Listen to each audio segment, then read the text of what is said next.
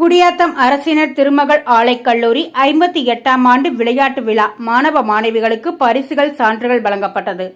வேலூர் மாவட்டம் குடியாத்தம் அரசினர் திருமகள் ஆலைக் கல்லூரியில் 58ஆம் ஆண்டு விளையாட்டு விழா சமீபத்தில் கல்லூரி விளையாட்டு மைதானத்தில் நடைபெற்றது. இதில் கிரிக்கெட், கபடி, கயிறு இழுத்தல், பூப்பந்து போட்டி, சதுரங்கம், நீளம் தாண்டுதல், பேச்சு போட்டி, எழுத்துப் போட்டி, சிலம்பம், தடகள உள்ளிட்ட விளையாட்டு போட்டிகள் நடைபெற்றது.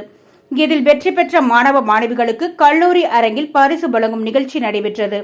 இதில் கல்லூரி முதல்வர் முனைவர் கிருஷ்ணன் கலந்து கொண்டு விளையாட்டு போட்டிகளில் வெற்றி பெற்ற மாணவ மாணவிகளுக்கு சான்று கோப்பைகளை வழங்கி பாராட்டினார். இந்த நிகழ்ச்சியில் தமிழ்துறை கௌரவ விரிவுரையாளர் முனைவர் சம்பத்குமார், கல்லூரி துறை தலைவர்கள் முனைவர் வாசுகி, சிவகுமார், கருணாநிதி மற்றும் விளையாட்டு இயக்குனர் பாலமுரளி கிருஷ்ணன் உள்ளிட்ட பலர் கலந்து கொண்டனர். இதில் சுமார் 500க்கும் மேற்பட்ட இருபால் மாணவ மாணவிகள் பரிசுகளை பெற்றனர் என்பது குறிப்பிடத்தக்கது.